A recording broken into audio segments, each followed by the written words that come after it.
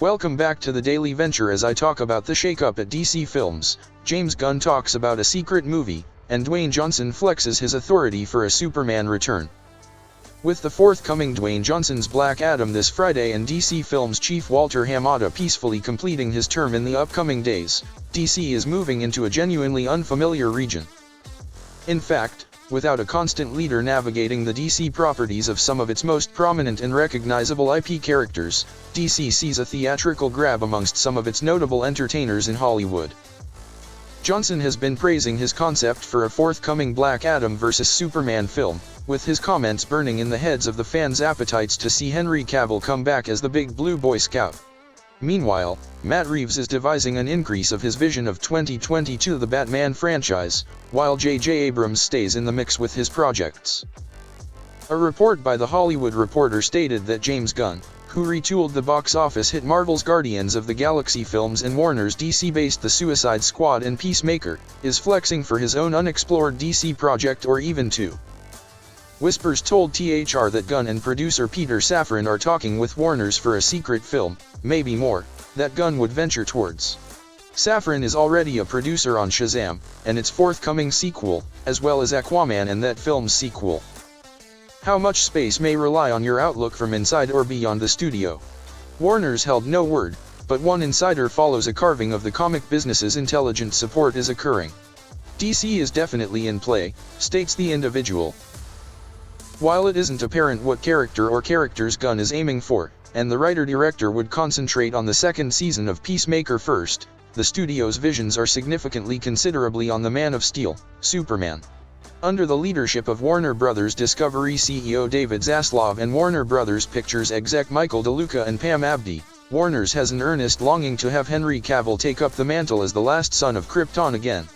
The undertaking that would effectively be Man of Steel 2 would be produced by Charles Roven, who is now probing for authors for the forthcoming film. There is an index of writers on Mind, of course. And Christopher McQuarrie, the man that pilots the Mission Impossible movies, was on it. McQuarrie performed with Cavill on the 2018 installment, Fallout, but authorities say no authorized outreach has stood completed, nor may it be possible, as the director is operating on the next back-to-back Impossible films. However, Johnson has Superman objectives of his own and has stood primarily spoken about his longing to make a fight between Black Adam and Superman film, a fondness he holds only repeated more often in the lead-up to Adam. It arrives as he speaks up about his surprise cameo at the end of the Black Adam film, with the performer saying that Cavill will emerge. Insiders are curious if those buzzes are planned to goose the film's box office prelude weekend, bringing Superman onto his chessboard, or maybe both. Johnson's manager is Dany Garcia, his former wife and producing partner at 7 Bucks Entertainment. Garcia even transpires to work with Cavill. Whatever is going on, Johnson is undoubtedly in the middle of Cavill's coming back to DC. Superman, as well as Cavill, were not initially in the cards for a Black Adam. The concept was hatched during a band of retakes for the film sometime this year, but Hamada put an end to the cameo, the executive who, for the previous 4 years, had pushed hard to drive DC past the era where one film director, in this instance, Zack Snyder, had an excessive quantity of power and could control an entire slate of movies for years. Hamada held his own Superman projects, one of them presenting a black Superman with a multi-decade spanning tale by writer Ta-Nehisi Coates. After Hamada vetoed the idea for Cavill to appear on Black Adam, Johnson went over his head and spoke to DeLuca and Abdi, who offered up a thumbs-up to Johnson's vision. A frantic round of dealing happened before Labor Day, a deadline pressed upon by Warner's, with the set shot in mid-September. Elsewhere, film director Reeves is calmly driving his development projects in Gotham City. Reeves is creating a sequel to his The Batman, which grossed an excellent $770.8 million worldwide when it came out in March. A sequel spin-off concentrating on Colin Farrell's Penguin is already on its path to being made next year. But Reeves is planning more. The director is meeting with writers and directors to create films, yes, films, not just TV series concentrated on Batman enemies, both commonly seen and obscure, with characters running from the Scarecrow to Clayface to Professor PYG. All those undertakings are in the very early phases of incubation. It is ambiguous where the Superman shiftings leave Abrams, who is still to produce Coates' film focused on the last son of Krypton.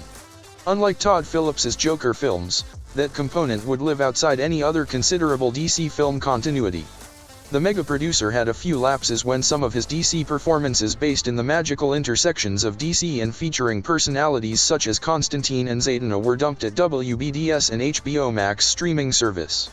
They are currently being shopped elsewhere. He is not out of the competition and is ultimately another Hollywood influence in the blend competing for a slice of the DC pastry. All this happens as Hamada, who did not go to the Atom premiere in New York on October 12, plugs out the last individual results from his Burbank studio lot office on his final day this week. The supervisor is not even accepting a producing deal with the studio, a classic move amongst execs who are being let go, but provided a smooth landing and a polite, "Thank you for your service," which even has the contentious revocation of the Batgirl movie in August. That act has articulated the importance of how intimidating the change from the AT&T era to Discovery was. And it brings place in the gloom of the utter collapse of the hunt for a new leader for DC Films.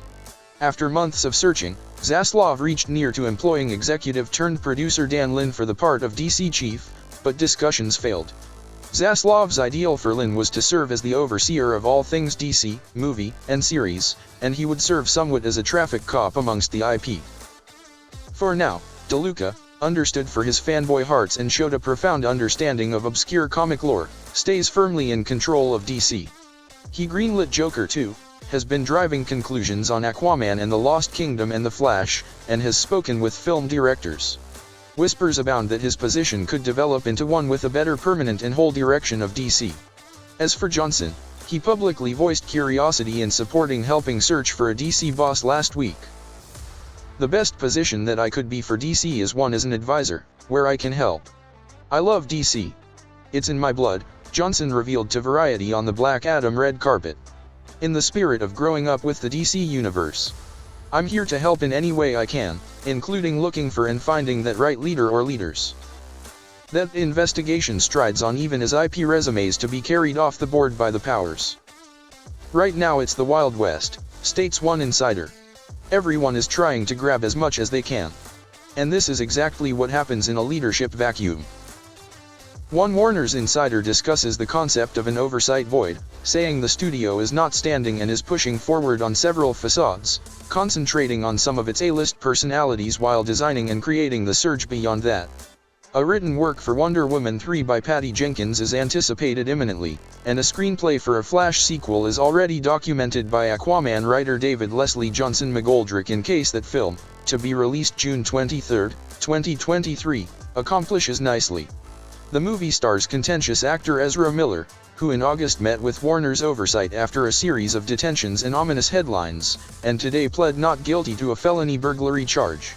With Superman back on the table, plus Reeves' The Batman sequel pushing on, it sets the organization's big leads in the big screen rotation. DeLuca and Abdi are told to want more other things in effect, and more on the runway prepared to go, an opposing ethos from Hamada, who brought a more targeted method. Johnson, for one, is ready to push past DC's A-list. As he told the New York Times in a profile, it's the safer bet to continue to invest in the IP that the world knows. The Justice League, Batman, Superman, Wonder Woman, Flash, Aquaman. I understand that.